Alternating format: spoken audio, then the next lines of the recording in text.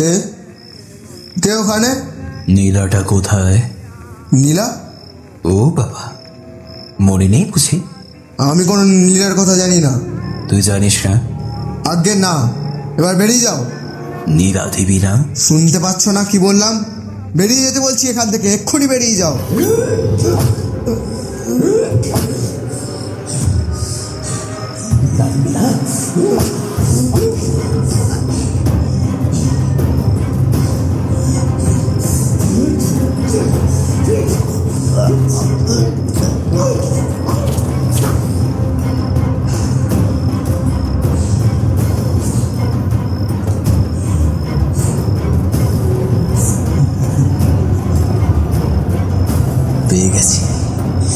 পেয়ে গেছি আমার রক্তমুখী নীলা, পেয়ে গেছি।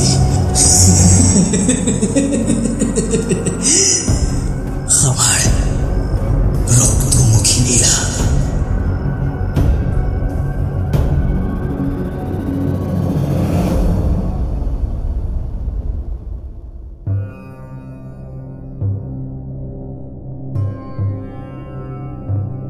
উইন্ডি মেটের বিশেষ নিবেদন শরদিন্দু বন্দ্যোপাধ্যায়ের লেখা ব্যোমকেশ কাহিনী রক্তমুখী নীলা। শরদিন্দু বন্দ্যোপাধ্যায়ের জন্ম 1889 সালে, মৃত্যু 1970 সালে।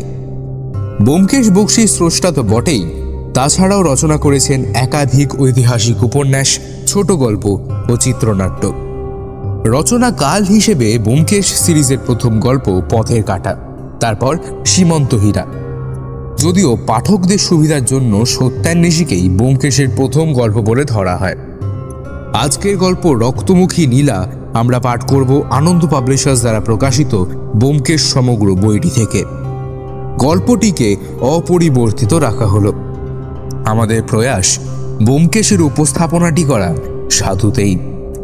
শৈল রহস্যের পর এবার উইন্ডি মেটের বিশেষ নিবেদন শরদিন্দু বন্দ্যোপাধ্যায়ের লেখা ব্যোমকেশ কাহিনী রক্তমুখী নীলা। গল্প পাঠে ও অজিতের চরিত্রে উইন্ডি অনুরাগ, রমানাথ নিয়োগীর চরিত্রে উইন্ডি আয়ুষ, ব্যোমকেশ বক্সীর চরিত্রে ও গল্পের সূত্রধার আমি উইন্ডি আরেশ। শুরু হচ্ছে রক্তমুখী নীলা।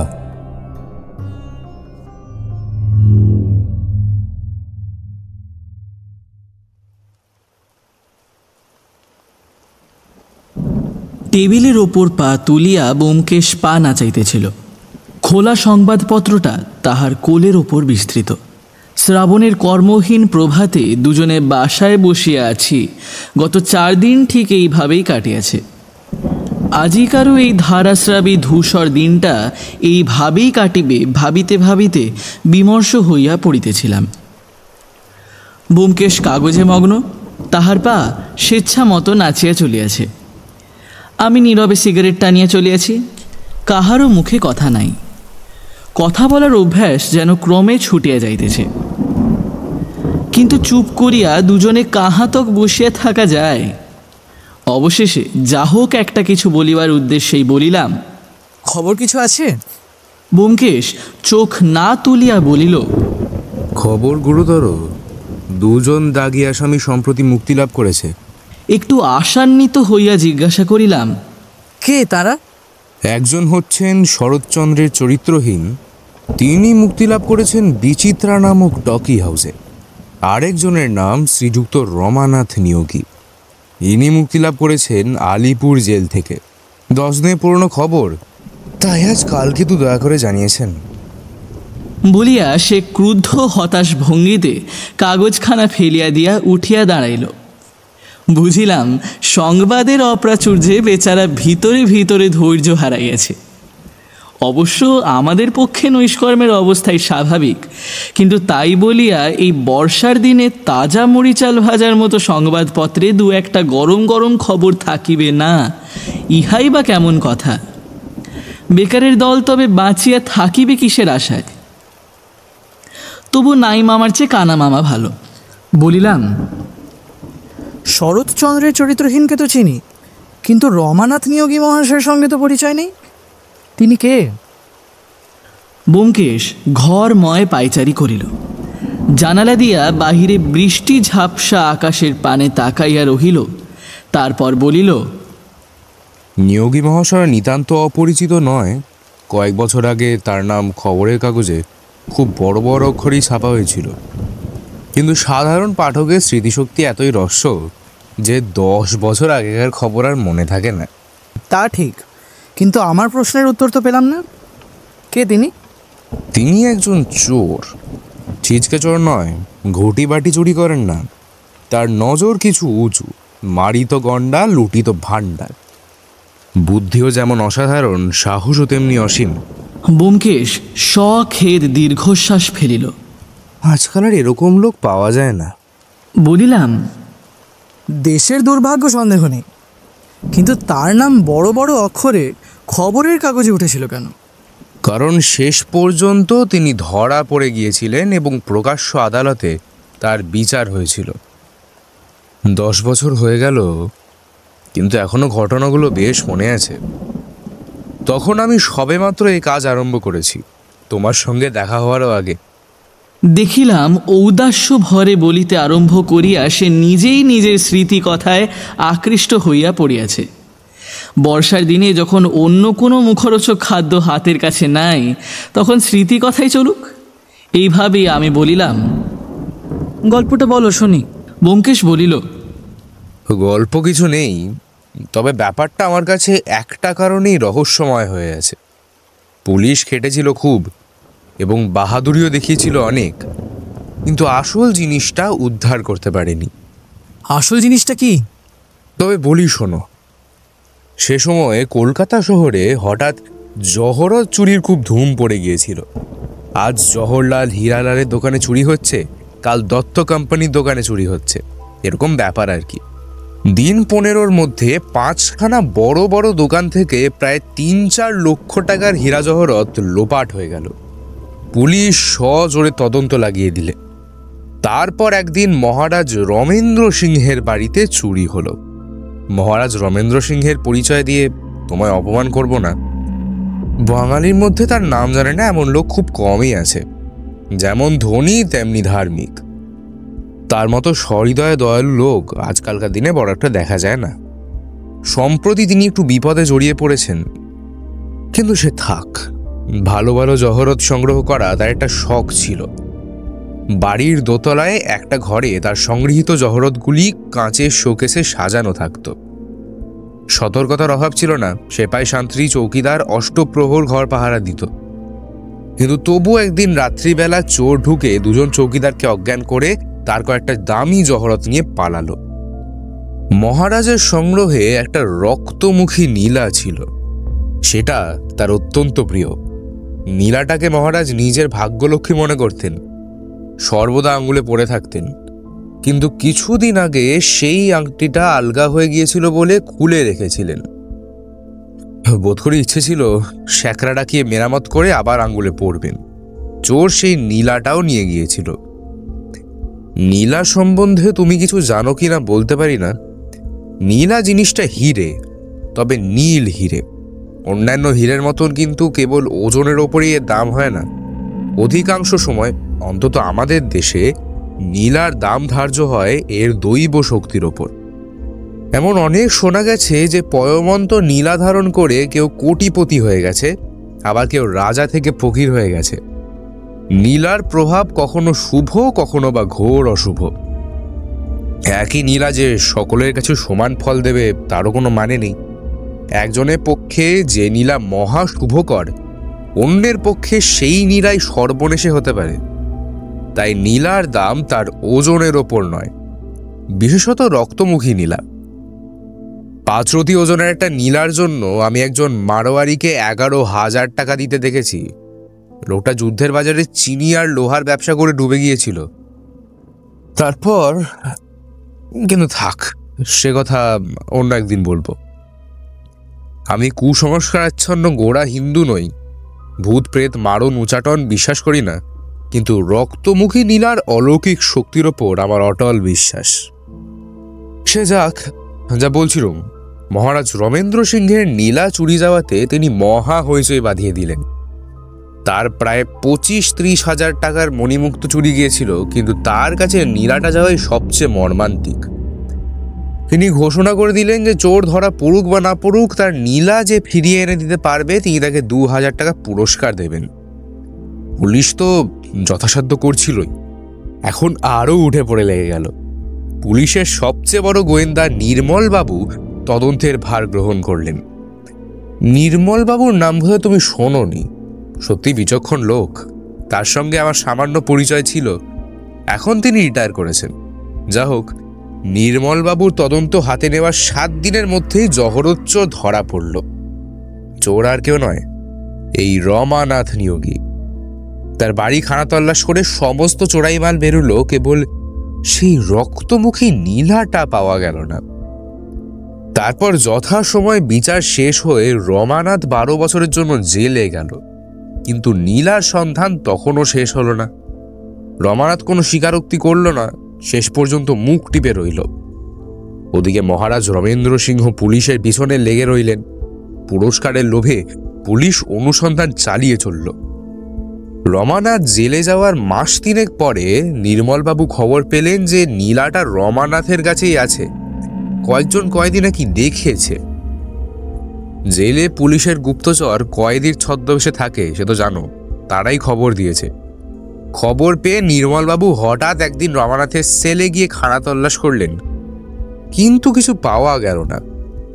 রমানাথ তখন আলিপুর জেলে ছিল। কোথায় যে নীলাটা সরিয়ে ফেললে কেউ খুঁজে বার করতে পারলে না। সেই থেকে নীলাটা একেবারে লোপাট হয়ে গেছে। পুলিশ অনেক চেষ্টা করেছিল, কিন্তু শেষ পর্যন্ত হতাশ হয়ে হাল ছেড়ে দিয়েছে। ব্যোমকেশ কিয়ৎকাল চুপ করিয়া বসিয়া রহিল। তারপর কতকটা যেন নিজ মনেই বলিল, মন্দ প্রবলেম নয়। এলাচের মতন একটা নীল রঙের পাথর একজন জেলের কয়েদি সেটা কোথায় লুকিয়ে রাখলে। কেসটা যদি আমার হাতে আসতো, চেষ্টা করে দেখতুম। 2000 টাকার পুরস্কারও ছিল।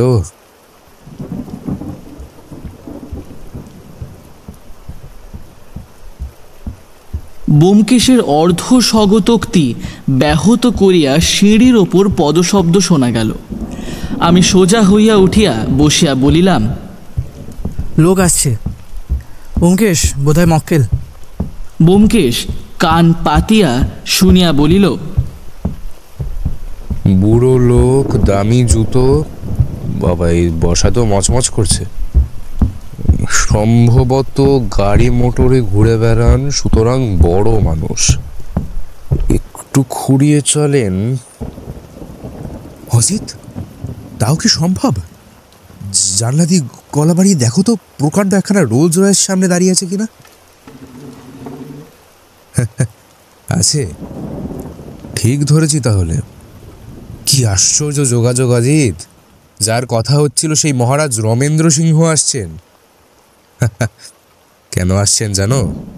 আমি উৎসাহে বলিলাম, জানি, খবরের কাগজে পড়েছি। তার সেক্রেটারি হরিপদ রক্ষিত সম্প্রতি খুন হয়েছে। সে বিষয় হয়তো।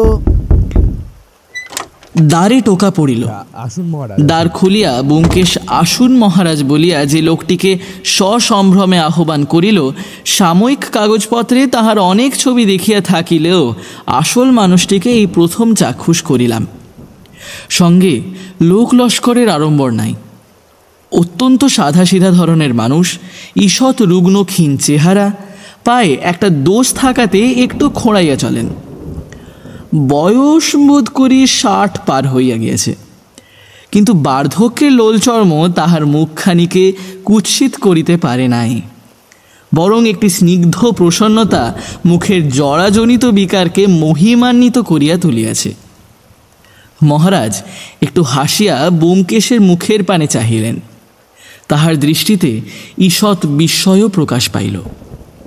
বলিলেন, আপনার ভাব দেখে তো মনে হচ্ছে আপনি আমার প্রতীক্ষাই করছিলেন। আমি আসবো সে কি আগে থাকতে অনুমান করতে পেরেছিলেন নাকি? এত বড় সৌভাগ্য আমি কল্পনাও করতে পারিনি। কিন্তু আপনার সেক্রেটারির মৃত্যু যখন কোনো কিনারাই পুলিশ করতে পারলে না, তখন একটু আশা হয়েছিল হয়তো মহারাজ স্মরণ করবেন। কিন্তু আসুন, আগে বসুন আপনি। মহারাজ চেয়ারে উপবেশন করিয়া ধীরে ধীরে বলিলেন, হ্যাঁ, আজ 5 দিন হয়ে গেল। পুলিশ তো কিছুই করতে পারলো না, তাই ভাবলাম দেখি যদি আপনি কিছু করতে পারেন। হরিপদের ওপর জানেন তো আমার কেমন একটা মায়া জন্মে গিয়েছিল। তাছাড়া তার মৃত্যুর ধরনটাও এমন ভয়ঙ্কর। মহারাজ একটু থামিলেন। অবশ্য সে সাধু লোক ছিল না, কিন্তু আপনারা তো জানেন ওই রকম লোককে সৎ পথে আনবার চেষ্টা করাই হলো আমার একটা খেয়াল। আর সব দিক দিয়ে দেখতে গেলে হরিপদ নেহাত মন্দ ছিল না, কাজকর্ম খুব ভালোই করতো, আর কৃতজ্ঞতাও যে তার অন্তরে ছিল সে প্রমাণও আমি অনেকবার পেয়েছি। মাফ করবেন, হরিপদবাবু সাধু লোক ছিলেন না এ খবর তো জানতুম না। তিনি কোন দুষ্কার্য করেছিলেন? সাধারণে যাকে দাগি আসামি বলে সে ছিল তাই। অনেকবার জেলও খেটেছিল। শেষবার জেল থেকে বেরিয়ে যখন আমার কাছে... দয়া করে সব কথা গোড়া থেকে বলুন। খবরের কাগজে বিবরণ আমি পড়েছি বটে, কিন্তু তা এতই অসম্পূর্ণ যে কিছুই ধারণা করা যায় না। আপনি মনে করুন আমি কিছুই জানি না। সব কথাই আপনার মুখে স্পষ্টভাবে শুনলে ব্যাপারটা বোঝবার সুবিধে হবে। বেশ, তাই বলছি। আন্দাজ মাস 6 হবে। ফাল্গুন মাসের মাঝামাঝি হরিপদ প্রথম আমার সঙ্গে দেখা করতে এলো। আগের দিন জেল থেকে বেরিয়েছে সে কথাও আমার কাছে গোপন করল না। বলল আমি যদি তাকে সৎ পথে চলবার একটা সুযোগ দিই তাহলে সে আর বিপথে যাবে না। তাকে দেখে তার কথা শুনে দয়া হলো। বয়স বেশি নয়, 40-এর নিচেই, কিন্তু এরই মধ্যে 12 জেল খেটেছে। শেষবারে চুরি, জালিয়াতি, নাম হারিয়ে পরের দরখাস্তে টাকা নেওয়া, এইসব গুরুতর অপরাধে লম্বা মেয়াদ খেটেছে। দেখলুম অনুতাপও হয়েছে। জিজ্ঞাসা করলুম কি কাজ করতে পারো? বললে লেখাপড়া সেইবার বেশি অবকাশ পাইনি। 19 বছর বয়স থেকেই জেল খেটে আসছি। আত্মীয় স্বজন কেউ নেই, তবু শর্ট হ্যান্ড টাইপিংটা জানি। হরিপদকে প্রথম দেখেই তার উপর আমার একটা মায়া জন্মেছিল। কি জানি কেন ওই জাতীয় লোকের আবেদন আমি অবহেলা করতে পারি না। তাই যদিও আমার শর্ট হ্যান্ড টাইপিস্টের দরকার ছিল না, তবু 50 টাকা মাইনে দিয়ে তাকে নিজের কাছে রাখলুম। তার আত্মীয় স্বজন কেউ ছিল না। কাছেই একখানা ছোট বাসা ভাড়া করে থাকতে লাগলো। কিছুদিনের মধ্যেই দেখলুম লোকটি অসাধারণ কর্মপটু আর বুদ্ধিমান। যে কাজ তার নিজের নয় তাও এমন সুচারুভাবে করে রাখে যে কারুর কিছু বলার থাকে না। এমনকি ভবিষ্যতে আমার কি দরকার হবে তা আগে থেকে আন্দাজ করে তৈরি করে রাখে। মাস 2 যেতে না যেতেই সে আমার কাছে একেবারে অপরিহার্য হয়ে উঠল। হরিপদ না হলে কোনো কাজই চলে না। এই সময় আমার প্রাচীন সেক্রেটারি অবিনাশবাবু মারা গেলেন। আমি তার জায়গায় হরিপদকে নিযুক্ত করলুম। এই নিয়ে আমার আমলাদের মধ্যে একটু মন কষাকষিও হয়েছিল, কিন্তু আমি সেসব গ্রাহ্য করিনি। সবচেয়ে উপযুক্ত লোক বুঝেই হরিপদকে সেক্রেটারি পদ দিয়েছিলাম। তারপর গত 4 মাস ধরে হরিপদ খুব দক্ষতার সঙ্গেই সেক্রেটারির কাজ করে এসেছে। কখনো কোনো ত্রুটি হয়নি। কর্মচারীরা মাঝে মাঝে আমার কাছে তার নামে নালিশ করত, কিন্তু সেসব নিতান্তই বাজে নালিশ। জেলের দাগ সহজে মুছে না, কিন্তু শেষ পর্যন্ত তার চরিত্র যে একেবারে বদলে গিয়েছিল তাতে সন্দেহ নেই। আমার মনে হয় অভাবের তাড়নায় সে অসৎ পথে গিয়েছিল, তাই অভাব দূর হবার সঙ্গে সঙ্গে দুষ্প্রবৃত্তিও কেটে গিয়েছিল। আমাদের জেলখানায় খুঁজলে এই ধরনের কত লোক যে বেরোবে তার সংখ্যা নেই। সে যা হোক, হঠাৎ গত মঙ্গলবারের যে ব্যাপার ঘটল তা একেবারে অভাবনীয়। খবরের কাগজে অল্প বিস্তর বিবরণ আপনারা পড়েছেন, তাতে যোগ করবার মতো আমার আর বিশেষ কিছু নেই। সকালবেলা খবর পেলুম হরিপদ খুন হয়েছে। পুলিশে খবর পাঠিয়ে নিজে গেলুম তার বাসায়। দেখলুম শোবার ঘরের মেঝের ওপর সে মরে পড়ে আছে, আর রক্তে চারিদিক ভেসে যাচ্ছে। হত্যাকারী তার গলাটা এমন ভয়ঙ্কর ভাবে কেটেছে যে ভাবতেও আতঙ্ক হয়। গলার নলি কেটে চিরে একেবারে ছিন্ন ভিন্ন করে দিয়েছে। আপনারা অনেক হত্যাকাণ্ড নিশ্চয়ই দেখেছেন, কিন্তু এমন পাশবিক নৃশংসতা কখনো দেখেছেন বলে বোধ হয় না। এই পর্যন্ত বলিয়া মহারাজ যেন সেই ভয়ঙ্কর দৃশ্যটা পুনরায় প্রত্যক্ষ করিয়া শিহরিয়া চক্ষু মুদিলেন। ব্যোমকেশ জিজ্ঞাসা করিল, তার দেহে কোথাও আঘাত ছিল না? ছিল, তার বুকের উপর একটা ছুরির আঘাত ছিল। ডাক্তার বলেন ওই আঘাতেই নাকি মৃত্যু হয়েছে তার। গলার আঘাতগুলো নাকি পরে করা হয়েছে, অর্থাৎ হত্যাকারী প্রথমে তার বুকে ছুরি মেরে তাকে মর্মান্তিক আহত করে তারপর তার গলা ওইভাবে ছিন্ন ভিন্ন করেছে। কি ভয়ঙ্কর নিষ্ঠুরতা ভাবুন তো। আমি শুধু ভাবি কি উন্মুক্ত আক্রোশের বশে মানুষ তার মনুষ্যত্ব বিসর্জন দিয়ে এমন নৃশংস জন্তুতে পরিণত হয়। কিছুক্ষণ আর কোনো কথা হইল না। মহারাজ বোধ করি মনুষ্য নামক অদ্ভুত জীবের অমানসিক দুষ্কৃতি করিবার অফুরন্ত শক্তির কথাই ভাবিতে লাগিলেন। ব্যোমকেশ ঘাড় হেঁট করিয়া চিন্তামগ্ন হইয়া রহিল। সহসা ব্যোমকেশের অর্ধমুদিত চোখের দিকে আমার নজর পড়িল। সঙ্গে সঙ্গে আমিও উত্তেজিত হইয়া উঠিলাম। সেই দৃষ্টি বহুবার দেখিয়াছি, ভুল হইবার নয়। ব্যোমকেশ কোথাও একটা সূত্র পাইয়াছে। মহারাজ অবশেষে মৌনভঙ্গ করিয়া বলিলেন, আমি যা জানি আপনাকে বললুম। এখন আমার ইচ্ছে পুলিশ যা পারে করুক, সেই সঙ্গে আপনিও আমার পক্ষ থেকে কাজ করুন। এত বড় একটা নৃশংস হত্যাকারী যদি ধরা না পড়ে তাহলে সমাজের পক্ষে বিশেষ আশঙ্কার কথা। আপনার কোনো আপত্তি নেই তো? কিছু না, পুলিশের সঙ্গে আমার ঝগড়া নেই, বরঞ্চ বিশেষ প্রণয় আছে। আপত্তি কিসের? আচ্ছা, হরিপদ শেষবার ক বছর জেল খেটেছিল আপনি জানেন? হরিপদর মুখেই শুনেছিলুম আইনের কয়েক ধারা মিলিয়ে তার 14 বছর জেল হয়েছিল। কিন্তু জেলে শান্তশিষ্টভাবে থাকলে কিছু সাজা মাপ হয়ে থাকে, তাই তাকে 11 বছরের বেশি জেল খাটতে হয়নি। ব্যোমকেশ প্রফুল্লভাবে বলিল, বেশ চমৎকার। হরিপদ সম্বন্ধে আপনি আর কিছু বলতে পারবেন না? আপনার ঠিক কোন ধরনের কথা জানতে চান বলুন তো, দেখি যদি আমি বলতে পারি নিশ্চয়ই বলবো। মৃত্যুর 2-4 দিন আগে তার আচার আচরণে এমন কিছু লক্ষ্য করেছিলেন যা ঠিক স্বাভাবিক নয়? হ্যাঁ, লক্ষ্য করেছিলাম। মৃত্যুর 3-4 দিন আগে একদিন সকালবেলা হরিপদ আমার কাছে বসে কাজ করতে করতে হঠাৎ অত্যন্ত অসুস্থ হয়ে পড়ে।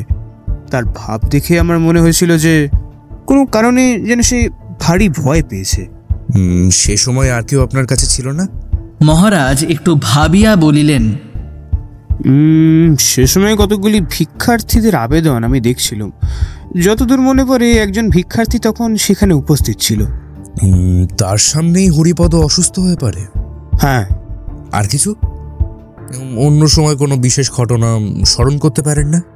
মহারাজ প্রায় 5 মিনিট গালে হাত দিয়া বসিয়া চিন্তা করিলেন, তারপর বলিলেন, ও হ্যাঁ, একটা সামান্য কথা মনে পড়েছে। নিতান্তই অবান্তর ঘটনা, তবু বলছি, আপনার যদি সাহায্য হয়। আপনি বোধহয় জানেন না, কয়েক বছর আগে আমার বাড়ি থেকে একটা দামি নীলা চুরি গিয়েছিল। জানি বই কি। জানেন?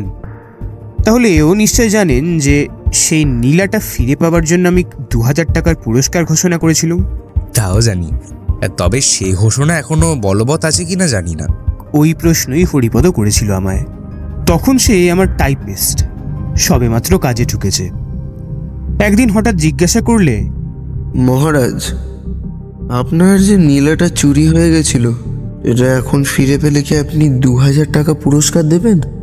তার প্রশ্নে কিছু আশ্চর্য হয়েছিলাম, কারণ এতদিন পরে নীলা ফিরে পাওয়ার আর কোনো আশাই ছিল না আমার।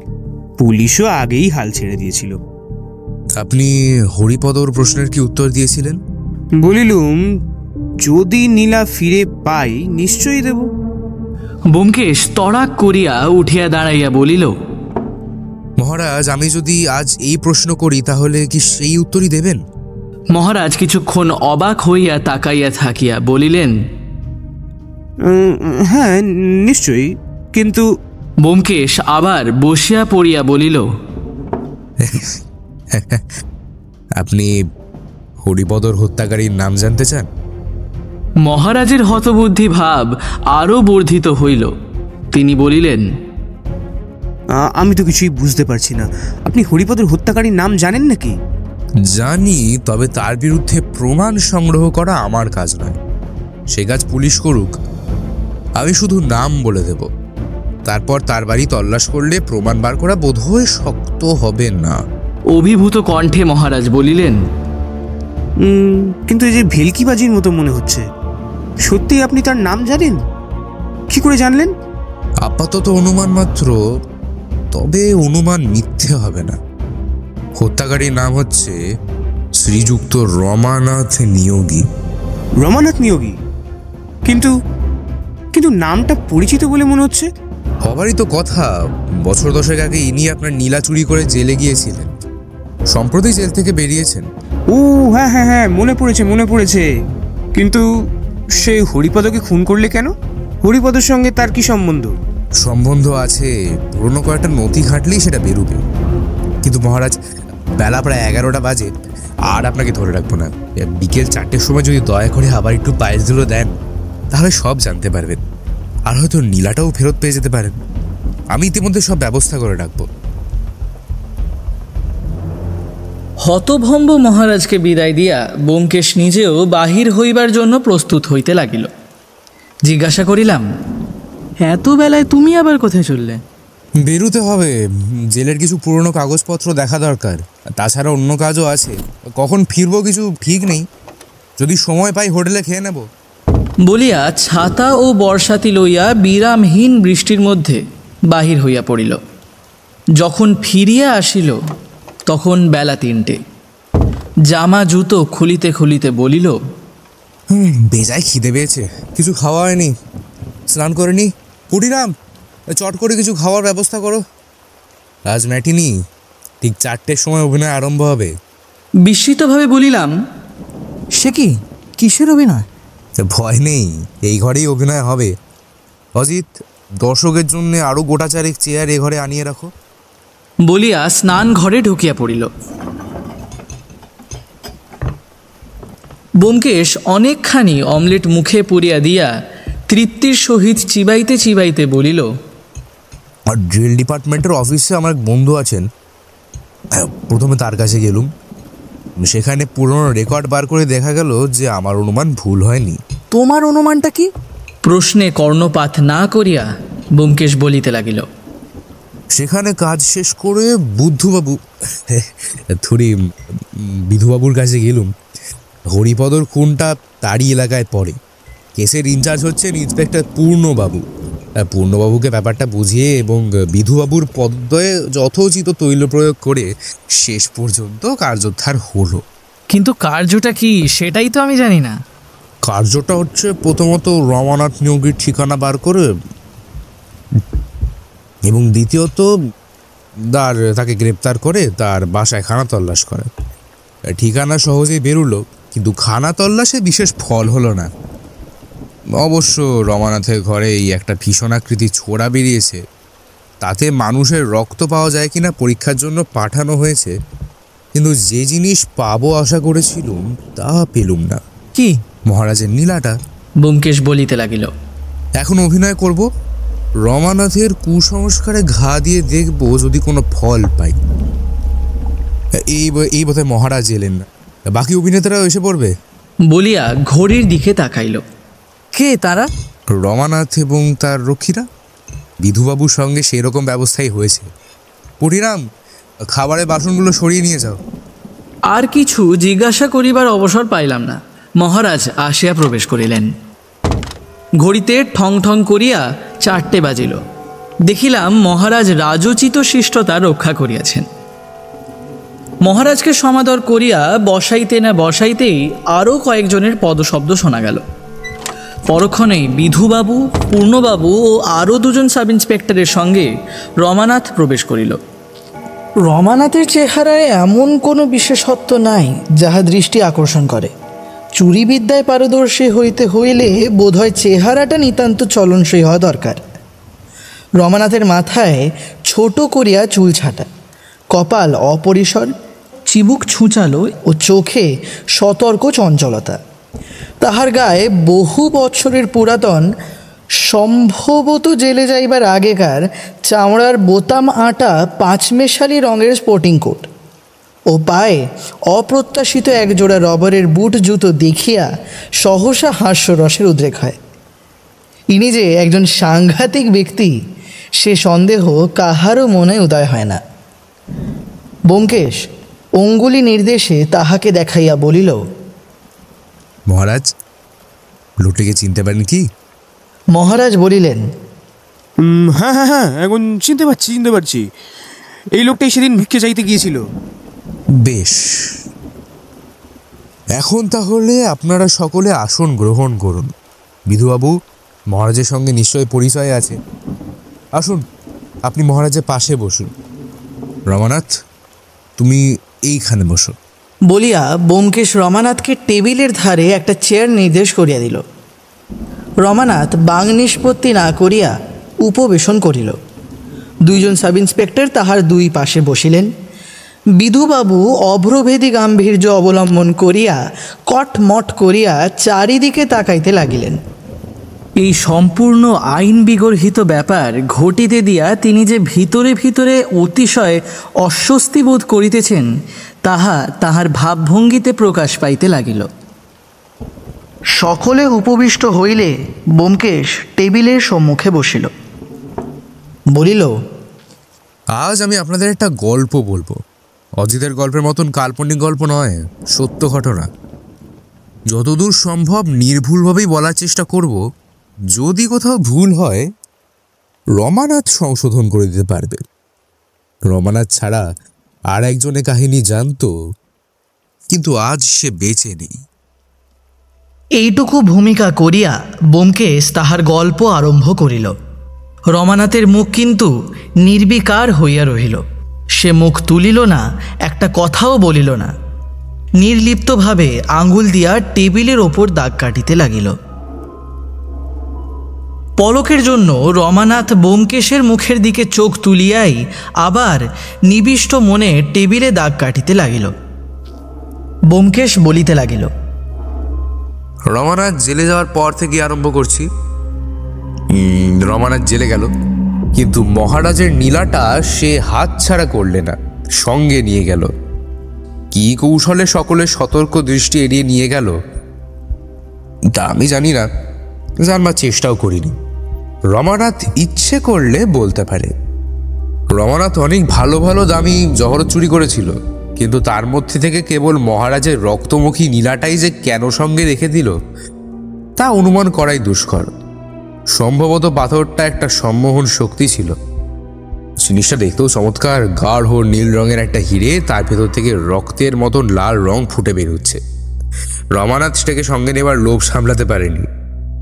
পাথরটা খুব পয়মন্ত, এ কথাও সম্ভবত রমানাথ শুনেছিল। দুর্নিয়তি যখন মানুষের সঙ্গ নেয় তখন মানুষ তাকে বন্ধু বলেই ভুল করে। যা হোক, রমানাথ আলিপুর জেলে রইল। কিছুদিন পরে পুলিশ জানতে পারলো যে নীলাটা তার কাছেই আছে। রমানাথের সেল খানাতল্লাশ হলো। রমানাথের সেলে আরেকজন কয়েদি ছিল, তাকেও সার্চ করা হলো, কিন্তু নীলা পাওয়া গেল না। কোথায় গেল নীলাটা?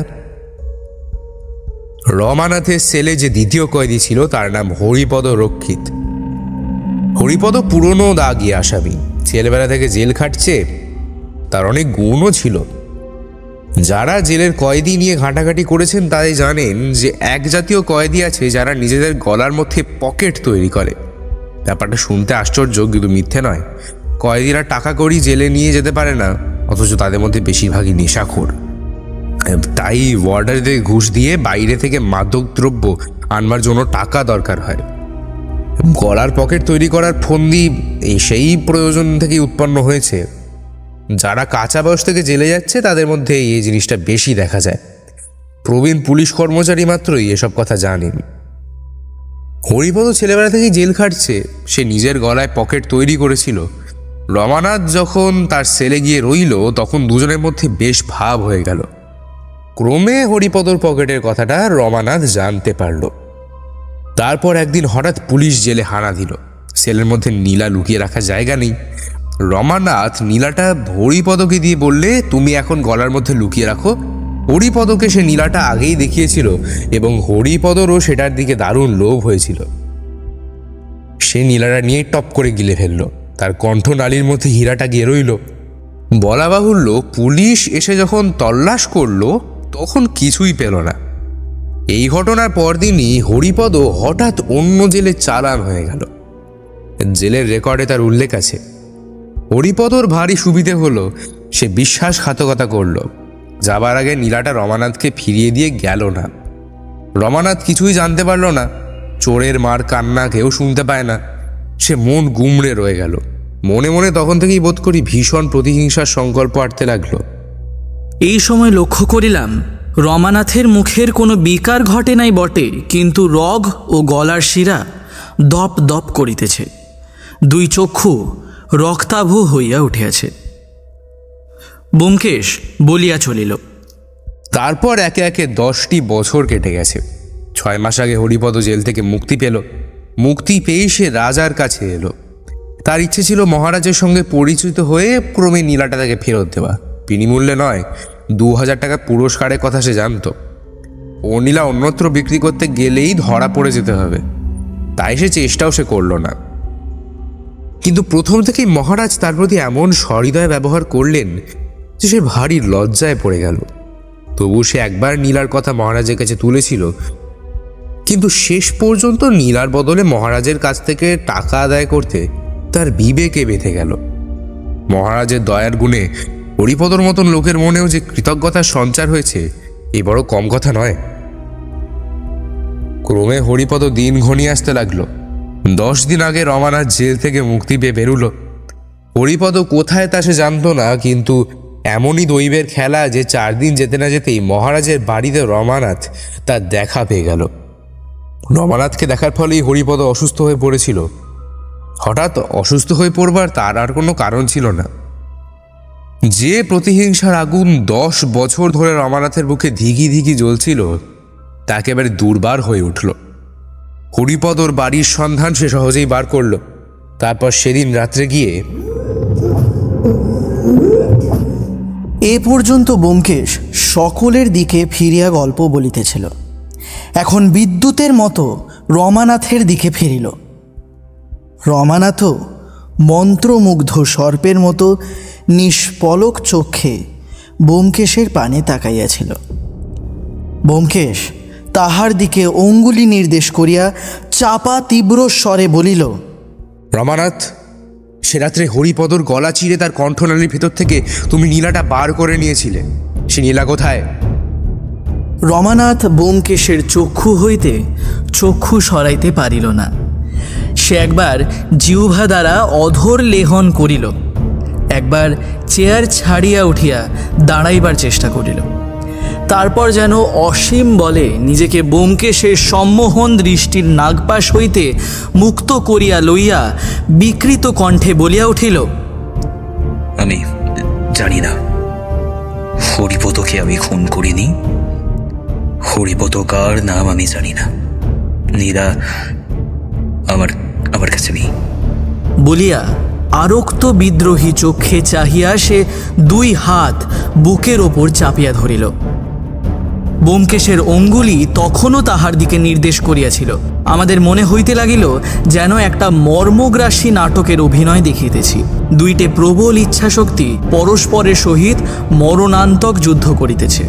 শেষ পর্যন্ত কে জয়ী হইবে তাহা দেখিবার একাগ্র আগ্রহে আমরা চিত্রার্পিতের মতো বসিয়া রহিলাম। ব্যোমকেশের কণ্ঠস্বরে একটা ভয়ানক দৈববাণীর সুর ঘনাইয়া আসিল।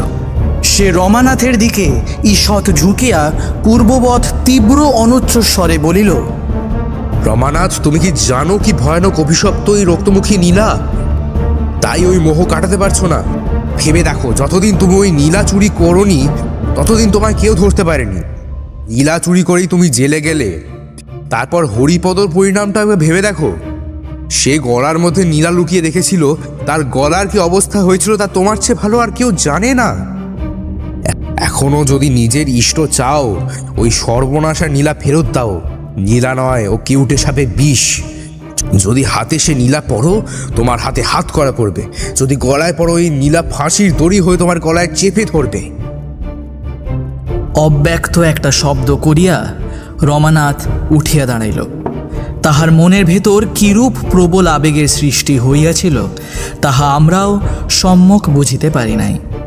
পাগলের মতো সে একবার চারিদিকে তাকাইল, তারপর নিজের কোটের চামড়ার বোতামটা সজোরে ছিঁড়িয়া দূরে ফেলিয়া দিয়া চিৎকার করিয়া উঠিল, চাই না, চাই না, এ নাও নীলা, আমাকে আমাকে বাঁচাও, আমাকে বাঁচাও বলিয়া একটা দীর্ঘ শিহরিত নিঃশ্বাস ফেলিয়া অজ্ঞান হইয়া মাটিতে পড়িয়া গেল। ব্যোমকেশ কপাল হইতে ঘাম মুছিল। দেখিলাম তাহার হাত কাঁপিতেছে। ইচ্ছাশক্তির যুদ্ধে সে জয়ী হইয়াছে বটে, কিন্তু অবলীলাক্রমে নয়। রমানাথের নিক্ষিপ্ত বোতামটা ঘরের কোণে গিয়া পড়িয়াছিল। সেটা তুলিয়া লইয়া তাহার খোলস ছাড়াইতে ছাড়াইতে ব্যোমকেশ স্খলিত স্বরে বলিল, মহারাজ, এ নিন আপনার রক্তমুখী নীলা।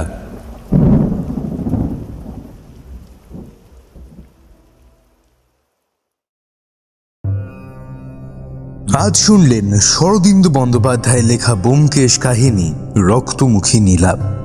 হরিপদর চরিত্রে ভিন্ডি সৃজিত, মহারাজ রমেন্দ্র সিংহের চরিত্রে ভিন্ডি সাগ্নিক, অজিতের চরিত্রে ও গল্প পাঠে ভিন্ডি অনুরাগ, অমরনাথ নিয়োগীর চরিত্রে ভিন্ডি আয়ুষ, ব্যোমকেশ বক্সির চরিত্রে ও গল্পে সূত্রধার আমি ভিন্ডি আরেশ, পোস্টার ডিজাইন ভিন্ডি আয়ুষ, ধ্বনি পরিকল্পনায় ভিন্ডি আয়ুষ, পর্ব পরিচালনায় আমি ভিন্ডি আরেশ ও ভিন্ডি আয়ুষ। আজ শুনলেন শরদিন্দু বন্দ্যোপাধ্যায়ের লেখা ব্যোমকেশ কাহিনী রক্তমুখী নীলা।